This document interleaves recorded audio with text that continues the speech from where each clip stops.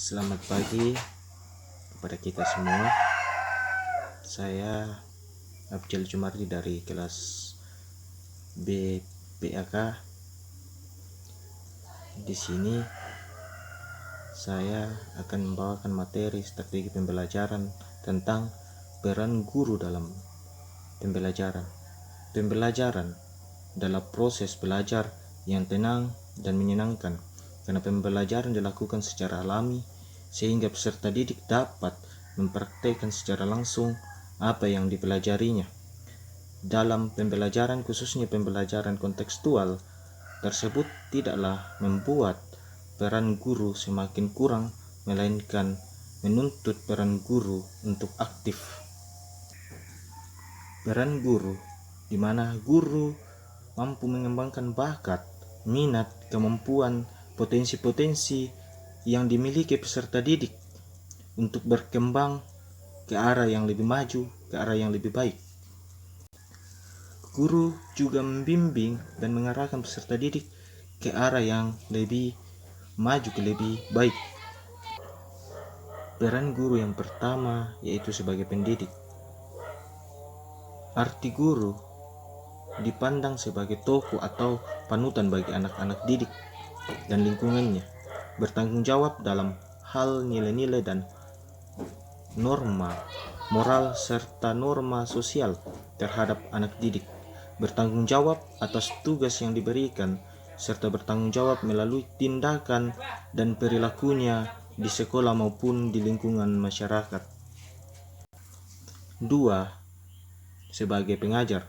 Peran guru sebagai pengajar membantu peserta didik untuk mempelajari sesuatu yang belum diketahui dan menguasai potensi-potensi tertentu, serta memberikan materi secara bertahap dan berkelanjutan.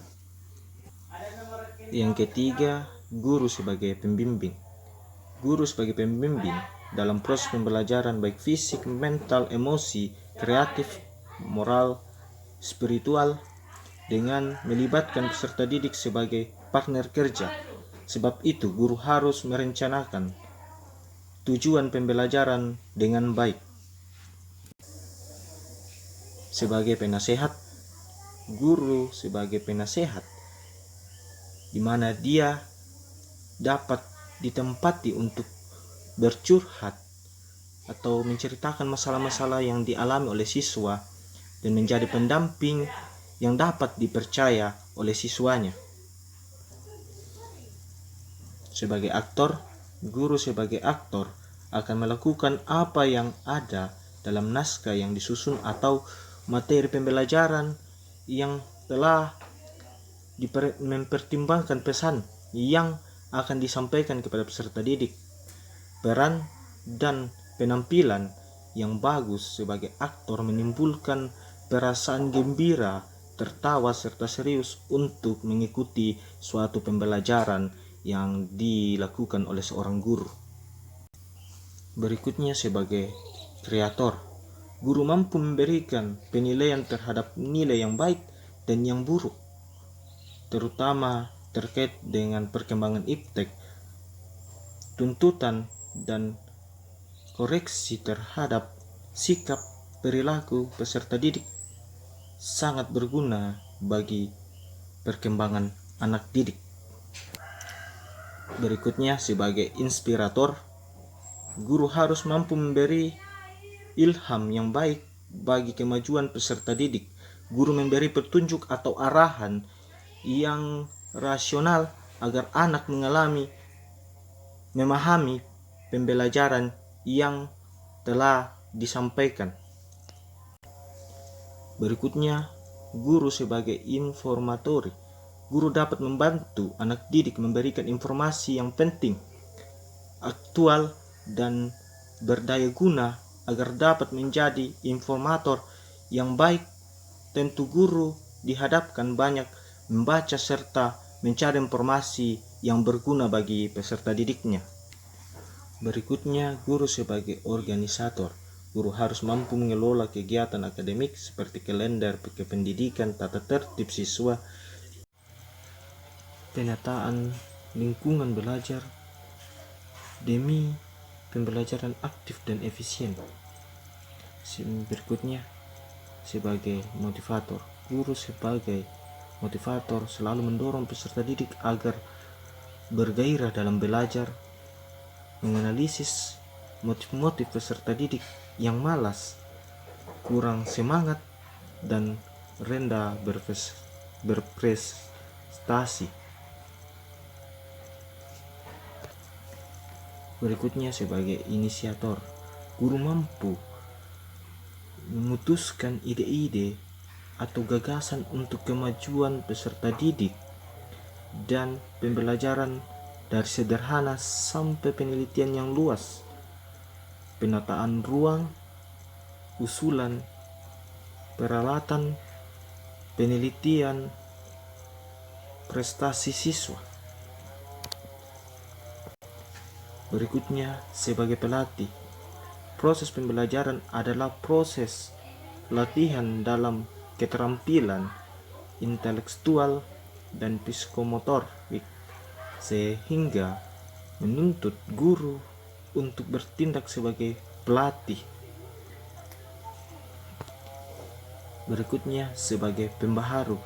Guru menerjemahkan pengalaman lalu ke dalam kehidupan nyata yang bermakna bagi anak didik, karena terdapat jurang antara generasi terdahulu dengan generasi yang sekarang maupun masa mendatang, sehingga guru harus menjembatani jurang antara generasi tersebut, kemudian memberi wawasan baru tentang kecenderungan masa depan, tata nilai baru, serta kompetensi baru yang dibutuhkan pada masa mendatang. Sebagai model dan teladan. Guru akan menjadi model dan teladan terhadap peserta didik yang dalam banyak hal, dalam sikap, di mana guru harus bersikap baik,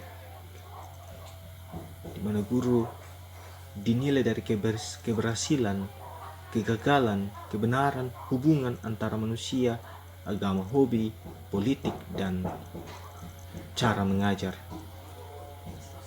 gaya berbicara. Guru tuntut untuk dapat berbicara dengan baik untuk bisa menjadi teladan bagi siswanya. Berikutnya, kebiasaan bekerja, mengajar, dan kedisiplinan. Mana guru dituntut untuk disiplin, mengatur waktu, manajemen waktu dengan baik. Berikutnya, cara berpakaian, hubungan personal, pengambilan keputusan, gaya hidup. Berikut, guru sebagai pribadi. Guru biasa diartikan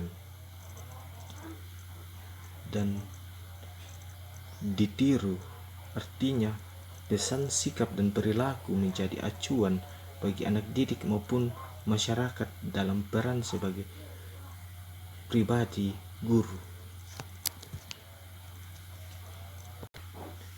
Guru sebagai pemberita Injil. Tujuan pendidikan agama Kristen adalah memberitakan Injil atau kabar baik tentang karya Tuhan Tritunggal yang menyelamatkan manusia berdosa melalui Yesus Kristus. Injil tersebut berpusat pada Yesus Kristus yang mati dan bangkit untuk menebus manusia dari dosa.